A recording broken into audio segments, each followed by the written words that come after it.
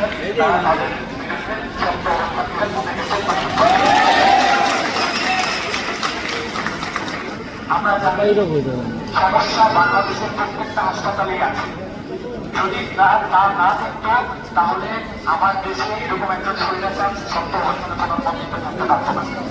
সুতরাং আমাদের কথা হচ্ছে আমরা শুধুমাত্র ইনাম হাসপাতাল নিয়ে এখানে বসতে, আমাদের যে কয়টা হাসপাতাল আছে সব কয়টা হাসপাতাল থেকে প্রতিনিধি নিয়ে তাদের প্রত্যেকটি যারা এই ধরনের ঘটনা বা অপকর্ম এদের সাথে জড়িত আছে, সে শিক্ষার্থী হোক, সে মেডিকেল কলেজের স্টুডেন্ট হোক কিংবা মেডিকেল কলেজের একজন প্রফেসর হোক, ডক্টর হোক, আমরা সবার বিরুদ্ধে একত্রিত অবস্থা নেব, ব্যবস্থা নেব।